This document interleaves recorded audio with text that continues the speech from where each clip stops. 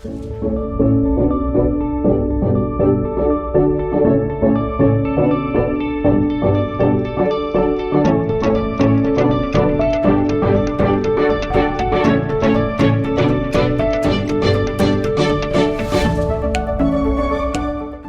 kembali Anda menyaksikan Dialog Jember.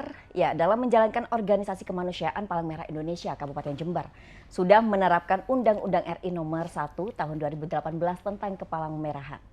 Nah, penerapan manajemen yang transparan, tertib dan akuntabel menjadi dasar untuk meningkatkan pelayanan kemanusiaan. Melanjutkan perbincangan Pak Zainal tadi sudah disinggung tentang best practice. Nah, itu seperti apa PMI Jember terkait hal itu, Pak? Baik. Jadi PMI Jember pada saat menjabat Oktober 2017, saya setelah dilantik tidak ada serah terima di dalam semua apa yang dilakukan PMI sebelumnya. Baik menyangkut itu asetnya, sisa keuangan dan apa kegiatannya, tidak ada. Maka kami langsung melakukan investigasi, penelitian-penelitian, evaluasi di dalam PMI yang pada akhirnya kami berkeputusan ini untuk memulai titik nol di era kepengurusan saya mengundang audit eksternal dari Surabaya untuk diundang di Jember untuk melakukan pemotretan keadaan yang sebenarnya PMI. Sudah barang tentu hasil audit ini sangat membantu, namun bagi kami karena ada yang kurang detail, saya bentuk lagi tim audit dari internal PMI. Nah, tim audit internal dari PMI memperdalam hasil yang dari eksternal ini. Dan dari itulah kita akhirnya menemukan titik nol kita, dan dari situlah kita menemukan evaluasi-evaluasi terhadap apa yang terjadi. Yang itu menurut saya kurang pas untuk organisasi Palang Merah ini. Maka kami dengan itu, dengan rapat pleno, dengan diperluas melibatkan fungsi unit, kami mengambil keputusan menyatukan manajemen. Sesuai manajemen yang transparan, akuntabel. Gitu ya.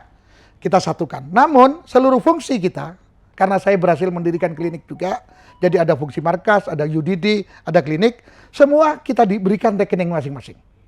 Dan mereka diberikan swakelola, jadi anggaran yang masuk kepada rekening induk PMI, setelah itu diserahkan kepada rekening masing-masing sesuai pengajuan kebutuhan dia. Itu kita lakukan. Dan tentu di dalam ini kita lakukan pengawasan juga. Nah, ini kita sudah lakukan itu. Nah, tentu di luar itu kami sempat kaget setelah tata kelola ini kita buat begitu dan transparan, muncullah tagihan hutang yang saya tadi bilang di PMI Jember khususnya UDD mengalami defisit yang cukup signifikan. Maka saya tidak menangis karena tata kelola yang saya buat ini saya yakin mampu mengatasi dengan keterbukaan, akuntabel, mampu mengatasi ini tanpa harus menangis kemana-mana. Dan saya tidak mengajukan permohonan bantuan kepada pemerintah, namun dari kemampuan yang ada saya undanglah para pihak-pihak itu untuk mau menerima kita dengan sistem kaya membeli kontan logistik dan saya mencicil hutang per bulan.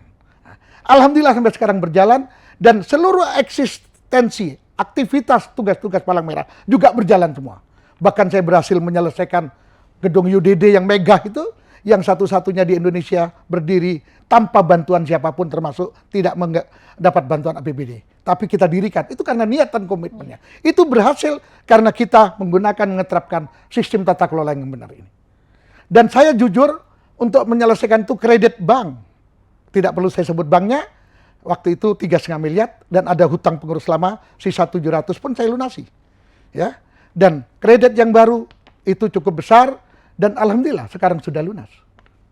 Sudah lunas. Jadi tata kelola ini mampu melaksanakan tugas, mampu membangun. Kita sudah banyak fasilitas. Tentu masyarakat Jember tahu kita punya black jet, kita punya klinik, punya segala kekuatan. Dulu ambulan 2, sekarang kita punya ambulan 5. Kendaraan dulu kurang untuk operasional, sekarang semua ada. Nah, dan Pak Zainal, ini menarik sekali.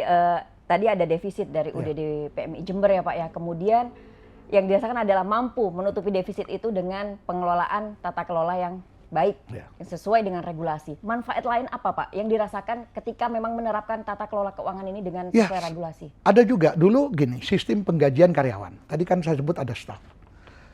Dulu staf yang yang di UDD digaji 100%. Yang di markas hanya digaji 80%. Dan di markas itu pun gajinya hanya 10 bulan. Tapi sekarang semua pegawai staf PMI digaji sampai 100%. Dan 1 tahun 12 bulan. Bahkan mereka bisa diberi THR. Gitu ya. Sama semuanya. Gitu. Nah ini yang kita lakukan. Nah, Jadi, dan dulu ada relawan yang sudah mengabdi 20 tahun lebih. Pernah dijanjiin nggak diangkat-angkat, diangkat semua. Dulu sebelum saya ketua PMI, saya baru masuk, pegawai PMI kekuatannya hanya nggak sampai 50. Sekarang 100 orang pegawai yang kita jadi pegawai dan kita angkat.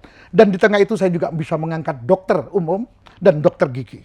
Jadi kita punya dokter PMI yang bukan ASN dan asli dia adalah pegawai. Bahkan kita akan segera menyekolahkan S2 spesialis di bidang darah dan itu akan dibiayai oleh PMI.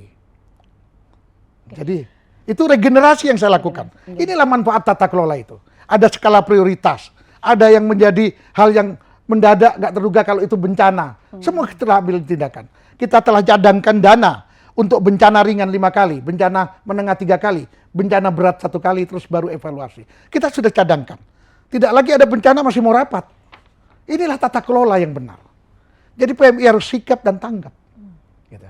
Pak Zainal, tentunya dengan menerapkan regulasi, kehadiran Pak Zainal di PMI Jember ya Pak ya, akan berbenturan tidak hanya di lingkup luar, tapi di dalam PMI sendiri Pak. Bagaimana Pak Zainal kemudian mengatur, mengajak mereka untuk mau bekerja sama, menjalankan regulasi yang ada? Jadi pertama, saya selaku pimpinan PMI, ketua PMI, harus tabayun. Karena PMI sendiri tadi sudah saya katakan, seluruh kekuatan PMI 3 pilar ini, orang-orang hebat semestinya. Perlu support, perlu pengayoman, dan perlu pemahaman yang lebih jauh. Ini yang harus kita berikan. Karena tekanan di kita tidak hanya di internal, dari eksternal pun banyak tekanan. Tentu eksternal ini yang berkaitan dengan palang merah. Ini tentu. Maka kita tidak perlu menghadapinya dengan emosi. Kita tunjukkan karya-karya kita. Jangan bekerja kita kayak tukang, tapi kita berkarya untuk kemanusiaan. Kita tunjukkan kepada mereka. Ternyata dengan kita tunjukkan kinerja dan karya kita, semuanya bisa menjawab keraguan, menjawab negatif, pemikiran negatif, sehingga PMI dipercaya. Salah satu contoh kepercayaan, keterlibatan masyarakat jauh lebih besar sekarang. Baik di bidang donor darah, baik di seluruh pergerakan PMI. Contoh, kami menyediakan R2 emergency black jet. Kita beli 1 unit, disumbang masyarakat 3 unit. Coba, ini sudah ada trust kepercayaan. Ini yang diharapkan oleh masyarakat. Masyarakat ingin banyak terlibat pada dunia yang lembaga yang suci ini. Maka dari itu kita semua harus selesai dengan diri kita. Itu yang paling penting untuk menjalankan komitmen. Kalau aturannya baik, semua komitmennya baik, apabila kita tidak selesai, tidak akan terlaksana aturan itu semua. Gitu. Baik Pak Zainal, sebagai penutup saya ingin tahu Pak, mungkin pemirsa di rumah juga ingin tahu capaian selama ini dari PMI Jember Pak. Terakhir, bisa diceritakan ada apa saja? Oh baik, jadi pertama PMI Jember, saya selaku ketua dengan jajaran pengurus dan seluruh kekuatan PMI, baik staf maupun relawan, pertama kita telah berhasil melakukan pembangunan gedung UDD yang saya katakan megah dan dibangun secara mandiri oleh PMI Jember. Itu luar biasa. Memang kredit tapi lunas, ya lunas. Tidak nangis kemana-mana kita. Kredit lunas ya. Ini perlu saya sampaikan. Tentu modernisasi peralatan. Kita kredit barang-barang yang lama, alat-alat yang lama kita modernisasi dengan kredit. Nanti saya Oktober tahun depan habis sudah lunas semua mereka. Ya, termasuk plasma konvalesen, alat aparesis, beli sendiri. Ini hebat. Kita tidak menunggu. Kita tidak perlu mengemis. Kita membantu pemerintah. Tapi kalau pemerintah akan memberikan bantuan, hibah dan sebagainya, tentu dengan senang hati berbentuk barang saya terima. Ya, yang kemarin Bupati terakhir juga menjanjikan membantu alat aparesis. Ya kami terima. Pokoknya kami jangan dikasih duit untuk beli-beli, kami tidak mau itu. Lebih baik diberi barang, gitu ya.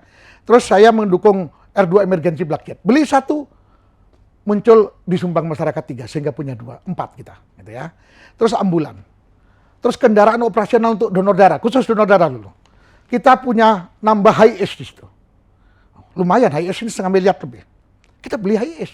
Coba. Ditanya kepada seluruh kekuatan PMI, apa ini disumbang? Tidak, beli sendiri. Ya, itu PMI Jember. Nah, terus di markas, kita juga menyiapkan ruang humas. Kita menyiapkan taman untuk teman-teman relawan berdiskusi dengan fasilitas yang cukup baik. Kita siapkan. Sehingga relawan dengan duduk-duduk pun tidak di dalam ruangan bisa berdiskusi dan mereka membuka posko di situ untuk tanggap bencana. Dan saya menambah armada di situ. Truk. Beli baru kita truk. Ya, kita punya 1, sekarang punya 2. Beli baru, tidak sumbangan juga ini. Ini beli sendiri, ya. Terus kita menambah armada roda 2 di sana. Untuk kepentingan tugas-tugas sosialisasi, tugas-tugas asesmen dan tugas-tugas pertolongan yang ringan. kita nambah motor kalau nggak salah di situ 4. Ya, ini kita lakukan. Tentu peralatan-peralatan pertolongan. Kita beli senso, kita beli alat fogging, kita beli penyedot air untuk menjalankan fungsi WOS. Semua peralatan lengkap sekarang, termasuk tenda. 10 lebih saya belikan. Ya, dengan uang PMI. Bayangkan, tidak ngemis-ngemis kita ini. Jadi kalau kita nulis di tenda itu PMI Jember, memang bangga kita beli sendiri. Ya, itu. Sehingga kita punya kekuatan di dalam lapangan. PMI kemarin mengadakan latihan tanggap darurat tuntas. Mulai petugas asesmen ada, pertolongan ada, klinik lapangan ada, dapur umum ada, penampungan ada.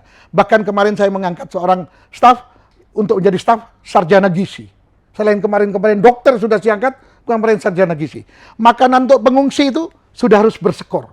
Berapa nilai kalorinya, proteinnya, dan semua nilai-nilainya itu. Sehingga berskor. Nah, inilah kita sudah menggunakan keilmuan untuk itu, melayani masyarakat. Harus yang terbaik. Bukan model hanya masakan dapur aja gitu ya, tapi secara kesehatan harus ada. Itu sudah kita lakukan. Dan juga di klinik, ya. Saya membuat klinik. Dengan seluruh peralatan kita lengkapi, kita ngangkat dokter umum 3, dokter gigi kita angkat 2. Terus kita ambulan dulu cuma punya 2, sekarang kita punya ambulan 5. Ya, Pak. Ini kan sebuah perubahan-perubahan yang luar biasa. Dan banyak lagi, saya kalau suruh cerita tanpa catatan agak sulit. Tapi banyak lagi yang kita perbuat. Ternyata memang banyak sekali manfaat yang dirasakan ketika penerapan manajemen kelola keuangan ini justru berdasarkan regulasi ya Pak Zainal. Betul. Pak, perbincangan kita sangat menarik tapi sayang sekali waktu kita terbatas Pak Zainal. Ya. Tadi ada yang bisa saya garis bawahi dan saya sangat sekali kata-kata Pak Zainal kalau orang-orang yang bekerja di PMI adalah orang-orang yang sudah selesai dengan dirinya sendiri. Ya. Terima kasih Pak Zainal sudah hadir di Dialog Jember. Terima kasih juga pemirsa sudah menyaksikan Dialog Jember. Saya Vera Zanvia pamit undur diri. Wassalamualaikum dan sampai jumpa. Thank you.